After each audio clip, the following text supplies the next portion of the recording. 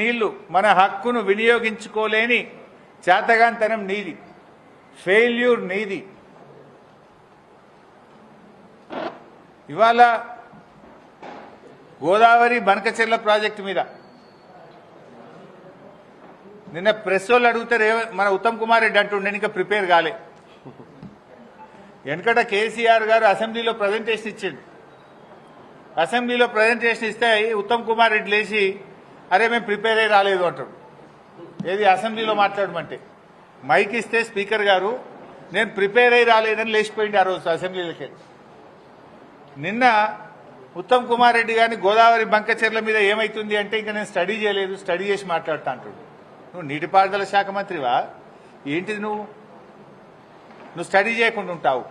Study చేయలేదంటే నువ్వు ఎంత బాధ్యత రహిత్యంగా ఉన్నావు. రాష్ట్రానికి సంబంధించిన అతి ముఖ్యమైన గోదావరి జలాలకు సంబంధించిన ఇష్యూ మీద స్టడీ చేయలేదని మాట్లాడతారు.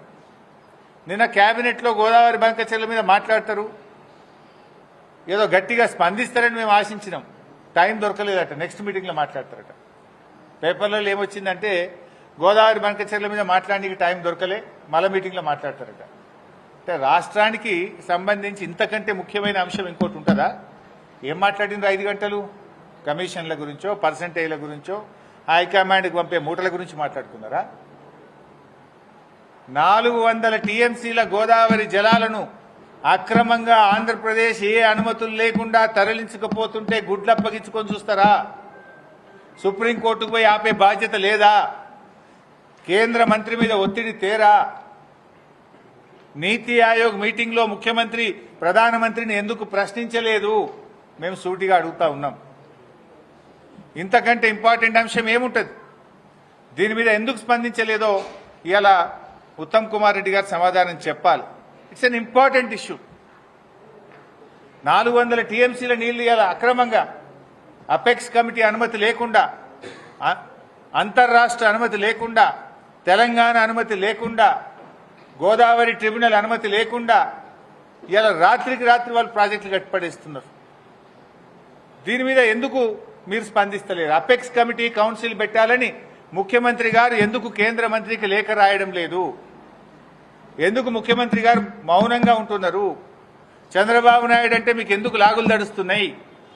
చంద్రబాబు నాయుడిని ఎదిరించే దమ్ము సత్తా మీకు లేదా? అపెక్స్ కౌన్సిల్ మీటింగ్ పెట్టమని చెప్పి అడగరా మీరు? ఎందుకు సుప్రీంకోర్టుకు వెళ్లరు? ఎందుకు ప్రధానమంత్రిని నీతి ఆయోగ్ మీటింగ్లో ప్రశ్నించరు అని మేము అడుగుతా ఉన్నాం. ఇవన్నీ చూస్తూ ఉంటే వీళ్ళు బాధ్యత లేకుండా వ్యవహరిస్తూ ఉన్నారు. పూర్తిగా ఆంధ్రప్రదేశ్కు దాసోహం అయిపోయింది. ఇలా మేము ప్రశ్నిస్తున్నాం. 2 నెలల నుంచి బీఆర్ఎస్ పార్టీ ప్రశ్నిస్తూ వచ్చింది. చివరికి మేము సుప్రీంకోర్టుకు మేమే వెళ్తాం. రాష్ట్ర ప్రభుత్వం చేతగాకపోతే, రాష్ట్ర ప్రభుత్వం స్పందించకపోతే బీఆర్ఎస్ పార్టీ సుప్రీంకోర్టుకు పోయి అయినా సరే బనకచెర్లను ఆపుతాం, తెలంగాణ ప్రయోజనాలు కాపాడతామని చెప్పాం. ఇప్పటికి కూడా కట్టుబడి ఉంటాం. ఏం చేస్తుంది రాష్ట్ర ప్రభుత్వం?